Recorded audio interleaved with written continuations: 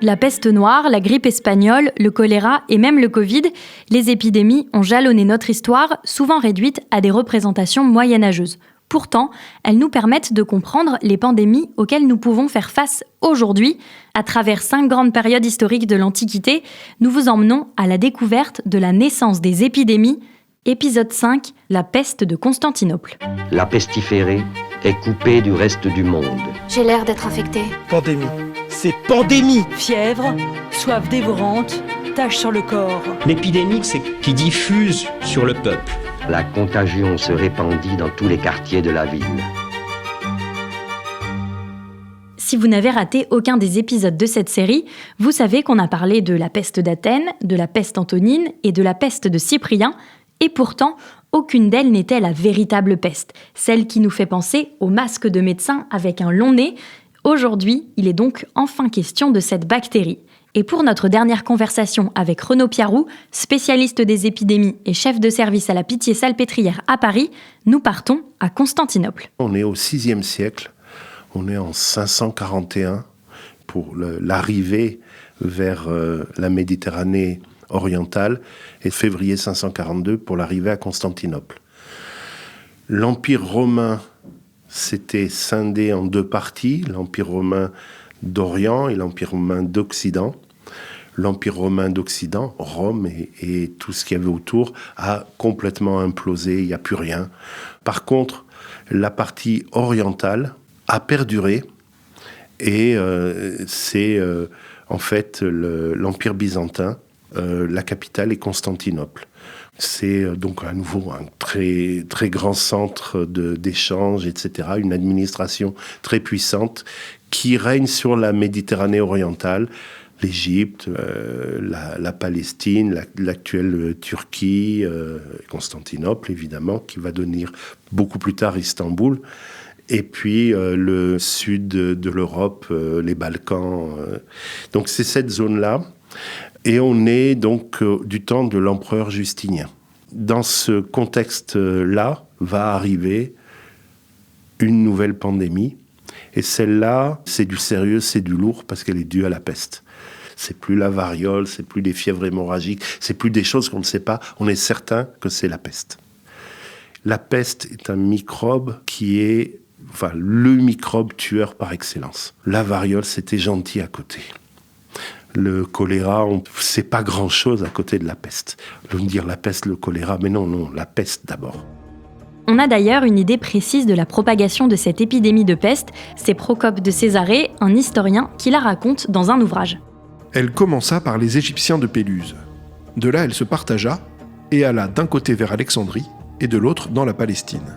Ensuite, avançant toujours, et avec une démarche réglée, elle courut toute la terre. Elle semblait garder une mesure égale de s'arrêter un certain temps en chaque pays. Elle s'étendit jusqu'aux nations les plus éloignées, et il n'y eut point de coin, pour reculer qu'il pût être, où elle ne portât sa corruption. Elle n'en exempta ni île, ni montagne, ni caverne.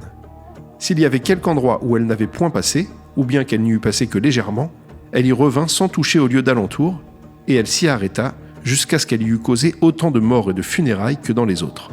Elle commençait toujours par les contrées maritimes, d'où elle se répandait sur celles qui étaient loin de la mer. La peste arrive à Constantinople et elle va avoir un peu le même mécanisme. Toucher d'abord les races, personne n'en parle. Ils étaient là, peut-être, sont morts, peut-être, mais personne vraiment ne décrit. Par contre, les premières personnes qui meurent de la peste à Constantinople sont les personnes qui vivent dehors.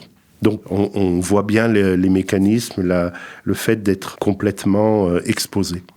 Et puis ensuite, elle va toucher tout le monde et on a une ville où tout le monde va tomber malade, ou presque. L'empereur Justinien attrape la peste et c'est une des rares personnes qui survit. Mais cet ADN du microbe, on l'a retrouvé en Bavière, dans un cimetière qui se trouve dans le sud de l'Allemagne. C'est-à-dire que la peste, ça fait tout le chemin depuis la Méditerranée. Marseille, évidemment, a été touchée très rapidement. C'est remonté le Rhône, la Saône, et puis c'est parti à droite, à gauche. Et là, on a, pour une première pandémie, on a le germe et on a l'ADN du germe qui est présent. toujours dans ces histoires de chercher dans l'os, chercher dans les dents et de pouvoir lire ces bouts d'ADN. Donc on est sûr que c'est la peste. Et on connaît bien la séquence de ce microbe grâce à ça.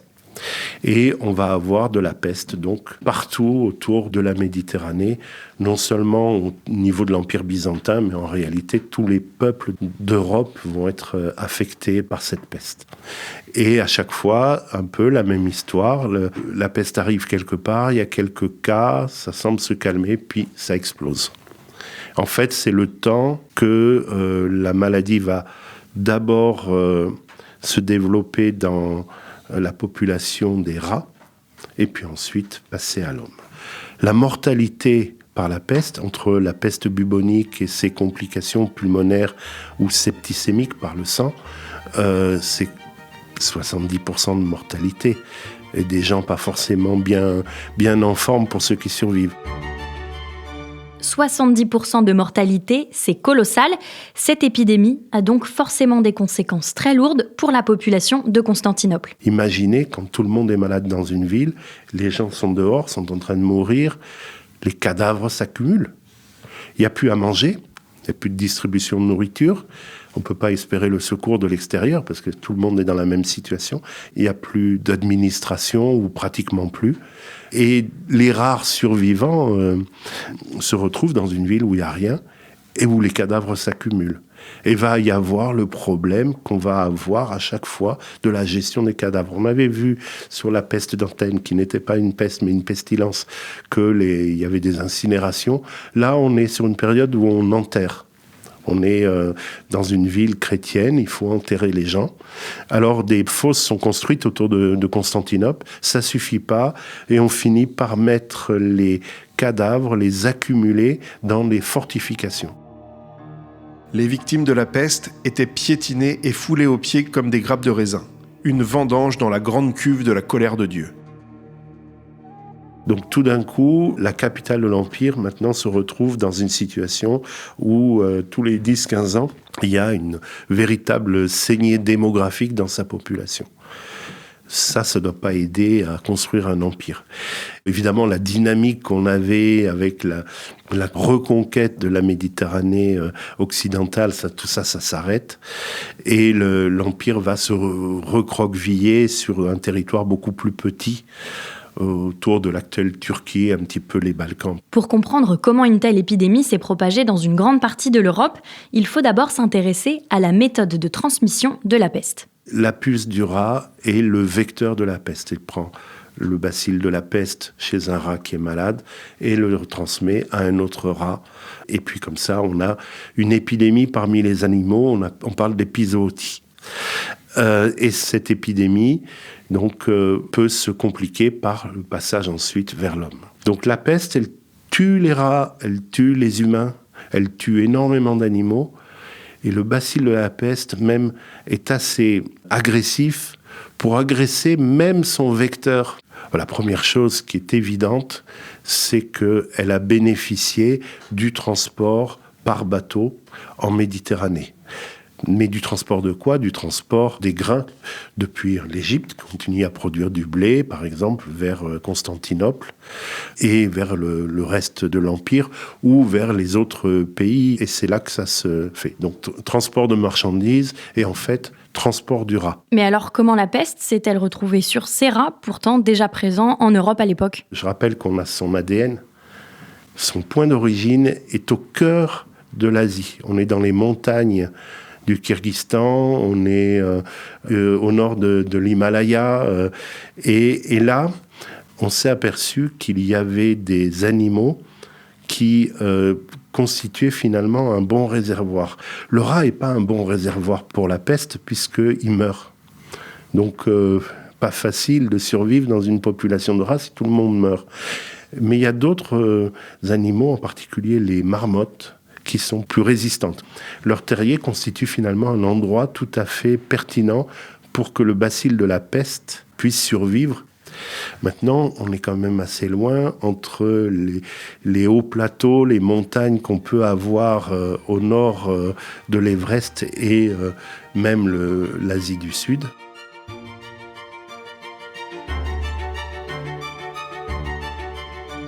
qui est intéressant, c'est qu'on a quelques années, et pas longtemps, on est en 536, un événement climatique tout à fait particulier, qui n'arrive qu'une fois tous les quelques milliers d'années, en quelque sorte, en tout cas, qui était le plus important changement climatique qui a eu lieu de nos 2000 dernières années. Ce changement, c'est un abaissement de la température de la Terre d'environ 2 degrés d'un coup. En 536, la température baisse. C'est lié au fait que le ciel va être constamment voilé, couvert. Les rayons du soleil arrivent moins parce qu'il y a un nuage s'est mis à recouvrir la totalité de la Terre. Et pendant 18 mois, il n'y aura pas de vrais jours de beau temps.